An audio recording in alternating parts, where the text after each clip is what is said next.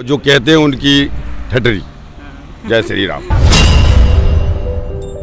नहीं, हम 8वीं बार पैदल यात्रा आ रहे हैं पारिशा बांध से। 40 से 50 हज़ार रुपए की एक बार बागेश्वर धाम।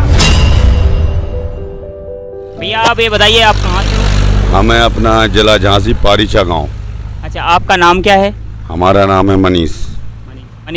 मनीष जी, मैं देख रहा हूँ कि आप पैदल चल के आ रहे हो, तो क्या आप पारिशा से ही पैदल चल के आ रहे हो? पारिशा से भैया हम पैदल ही चल के आ रहे हो, और पहली बार नहीं, हम 8वीं बार पैदल यात्रा आ रहे हैं पारिशा बांध से चलते हैं, और इस बार नंगे पैर चले। और 8वीं बार आपने पैदल यात्रा कर ली है पारिशा से? पारिशा से कितने दूर बैठता है, कितने किलोमीटर बैठता है बागेश्वर धाम? पारिशा से बागेश्वर धाम बैठता करीब 190-195 किलोमीटर की लमसम, मतलब कहने का 200 किलोमीटर के आसपास।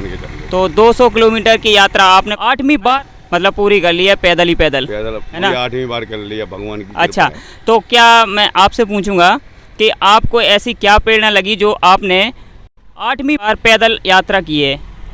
हमारी ये कृपा है हनुमान जी से कि हमारे जो घर के कुल देवता हैं, जो हमारे बिछड़े हुए हैं, ये हमारे देवता हमारे सरे आ जाएं, और घर के जो दुख हैं ये सब अपने ख़त्म हो जाएं। भगवान बहुत देर परिश्रम कर लिया, और जो भी हमारे मन में वो भगवान की कृपा वही जाने।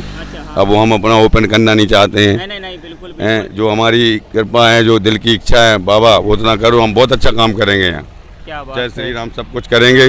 और हमारे ऐसा नहीं है, गृहस्थ जीवन है, परिवार है अपना, सब है, बच्चे हैं दो। हाँ, पत्नी को भी लेके आए थे एक बार 6वीं बार पैदल यात्रा में, और ये हमारी 8वीं पैदल यात्रा है।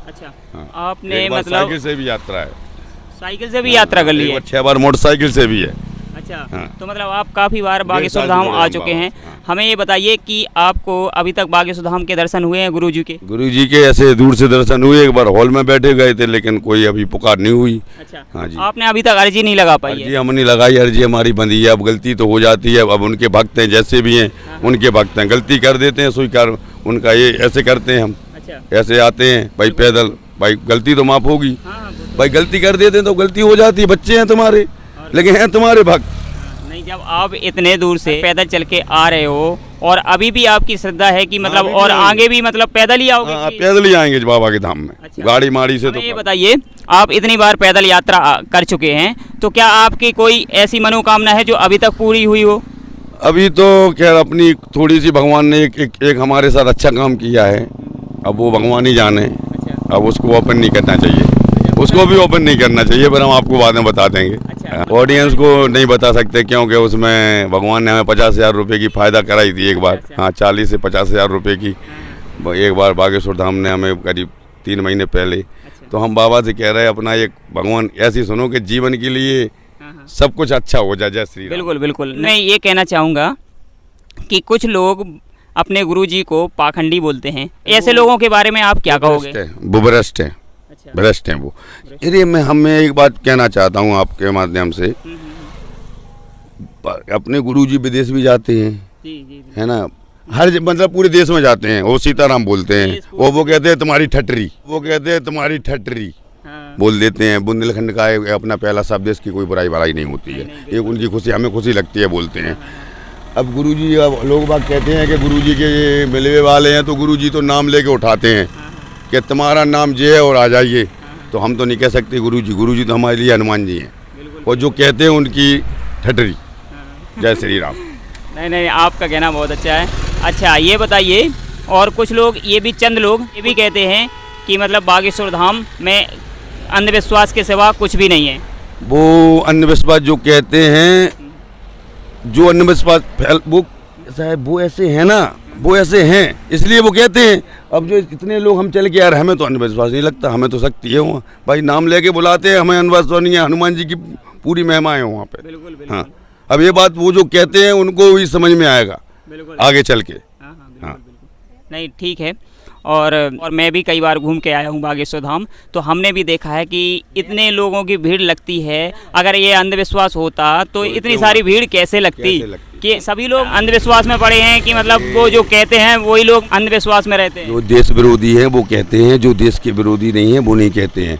देश में 125 करोड़ देशवासी हैं, उसमें से 40 करोड़ देश के अलग अच्छा, मुझे ये बताइए कि आपको 7-8 बार, मतलब 7-8 बार तो मतलब पैदल ही चल के आए है ना, और बाकी का मतलब साइकिल से भी आए हो आप, मोटरसाइकिल से भी आए हो। तो हमें ये बताइए, आपके साथ कुछ ऐसा अभी तक चमत्कार हुआ है या आपने किसी के साथ चमत्कार होते हुए देखा है?